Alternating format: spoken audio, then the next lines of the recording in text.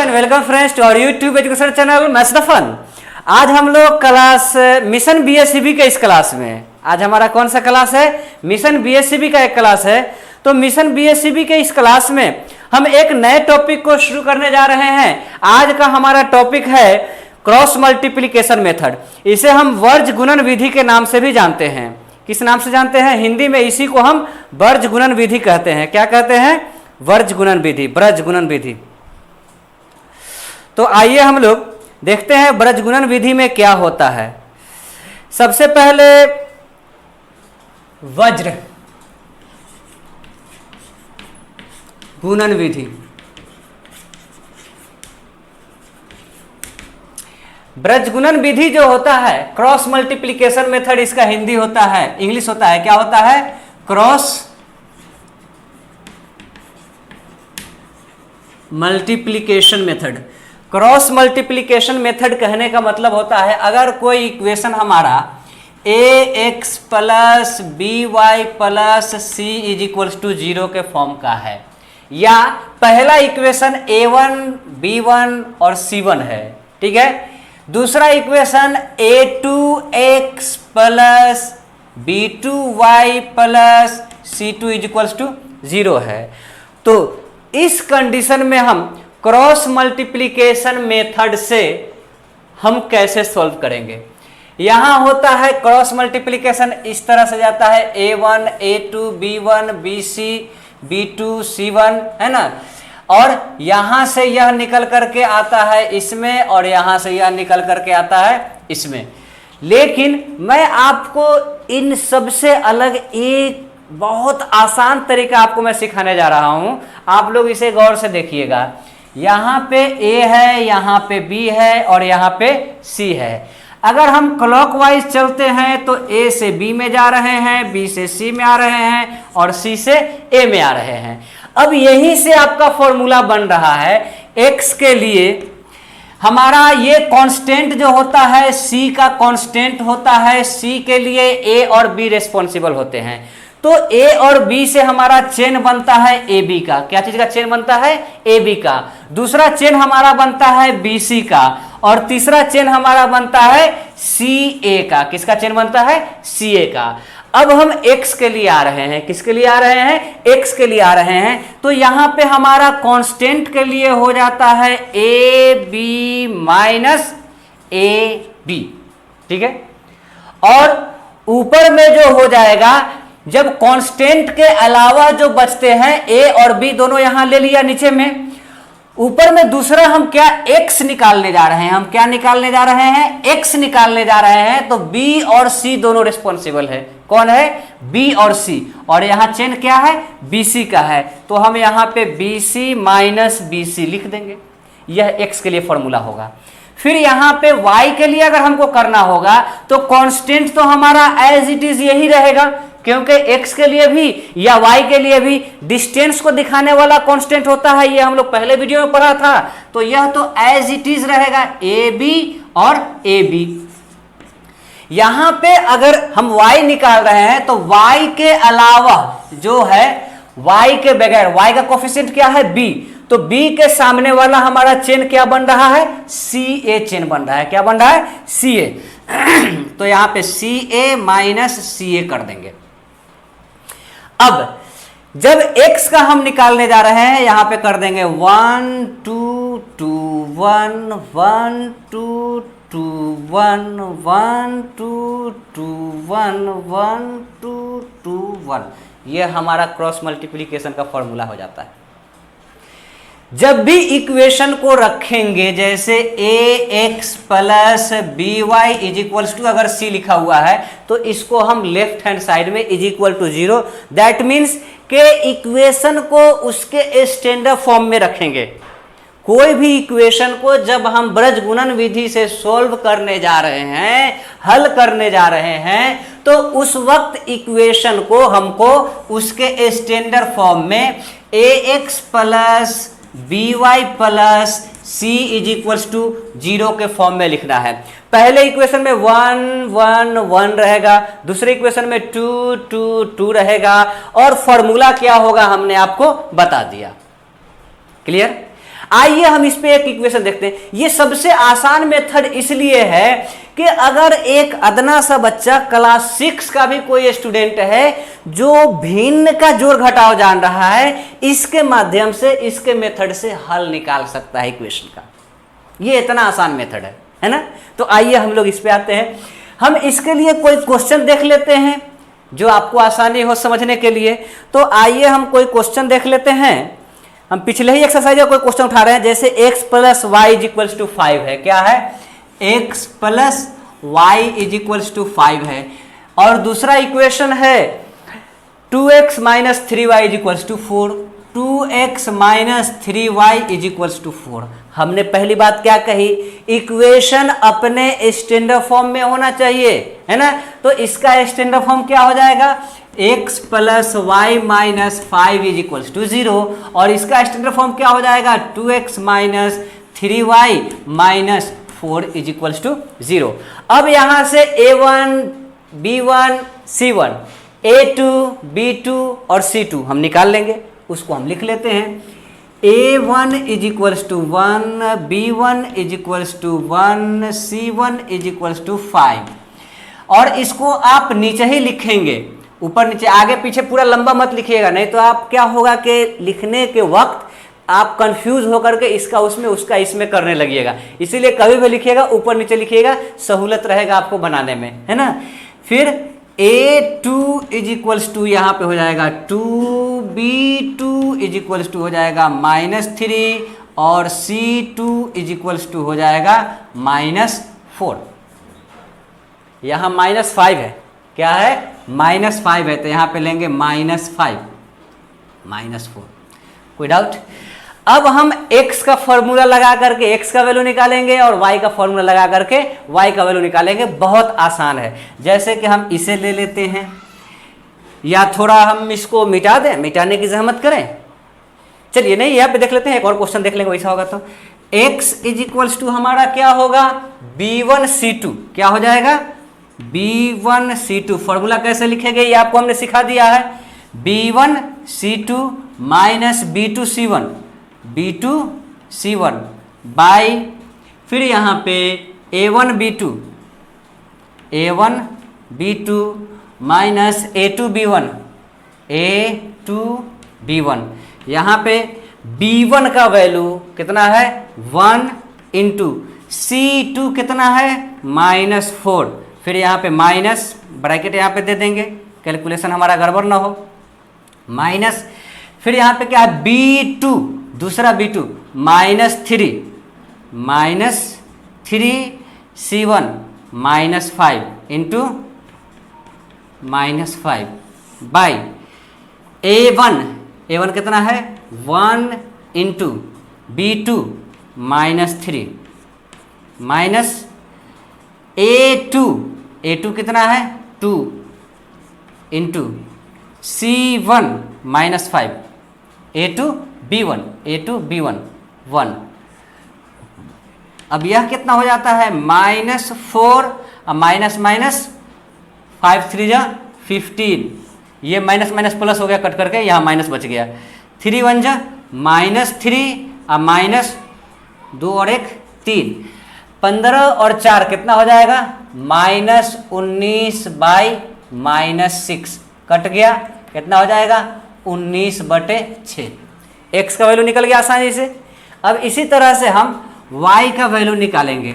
y is equals to formula में क्या है? c1a2, है ना। क्या है? c1a2 minus c2a1 by a1b2 minus a2b1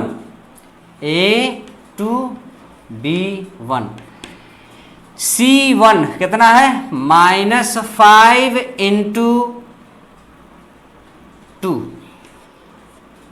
minus c2 -4 into 1 -4 into 1 by, ये तो वही रहेगा a1b2 वाला। 1 इंटू -3 a1 है, 1 इंटू -3 a1b2, फिर माइनस A2B1 2 इंटू 1 कितना हो जाएगा 2 इंटू 1। अब यहाँ पे हम लिखेंगे -10 और यहाँ पे हो जाएगा +4 बाई -3 -2, 10 में से 4 जाएगा -6 बाई -5 कट गया, आंसर हो जाएगा 6/5। x is equal to 6/5, y is equal to 6/5 और x इज इक्वल टू 19/6। पिछले एक्सरसाइज में हमने इसको बनाया भी था, सेम आंसर आया था, है ना। सेव नोट कीजिए आप लोग। तो आइए हम लोग एक और वर्ड प्रॉब्लम देख लेते हैं, उसमें देखते हैं कैसे हम वर्ड प्रॉब्लम को हम बनाएंगे। मान लेते हैं कि हम क्वेश्चन नंबर, चलिए वर्ड प्रॉब्लम का तीसरा क्वेश्चन देख लेते हैं। यश ने एक टेस्ट में 40 अंक अर्जित किए हैं। जी हाँ, एक टेस्ट हुआ है जिसमें यश को कितना नंबर हासिल हुआ है, 40 नंबर हासिल हुआ है। फिर आगे कहा जा रहा है जब उसे प्रत्येक सही पर 3 अंक, मतलब अगर उसने सही बनाया है तो 3 नंबर मिल रहा है, और अशुद्ध उत्तर पर 1 अंक की कटौती और गलत आंसर पे -1 मिलता है, तो ऐसे में उसको कितना नंबर आ जाता है, 40 नंबर आ जाता है। कितना नंबर आ जाता है, 40 नंबर आ जाता है। फिर आगे कह रहा है यदि उसे सही उत्तर पर 4 अंक दिए जाएं, अगर उसको सही जवाब के लिए 4 नंबर दिया जाए और गलत जवाब के लिए उसके 2 अंक काटे जाएं और गलत जवाब के लिए कितना 2 अंक की कटौती हो, तो ऐसे कंडीशन में इसको कितना नंबर हासिल होता है, 50 नंबर प्राप्त होता है ना। तो आगे कह रहा है कि टेस्ट में कितने प्रश्न थे, टोटल प्रश्न हमको मालूम करना है। माना, लेट हम लिख रहे थे, माना सही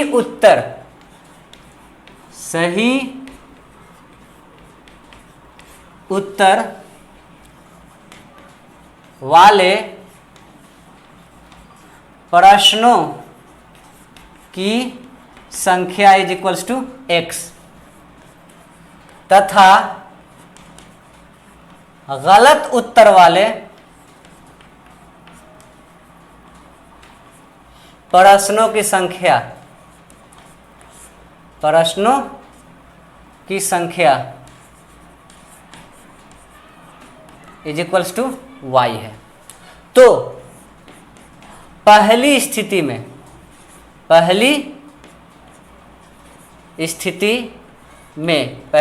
में क्या हो जाएगा,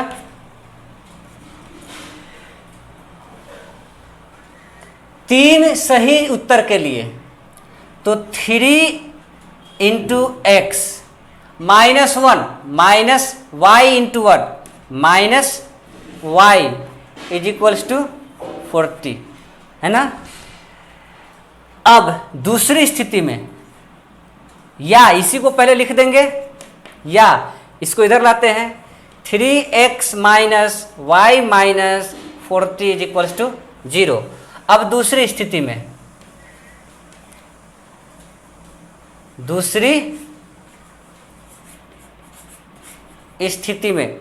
स्थिति क्या बन जाती है, 4 सही, 4x plus minus 2y is equals to 50, या इसी का सिंपलेस्ट फॉर्म क्या हो जाएगा, 4x minus 2y minus 50 is equals to 0।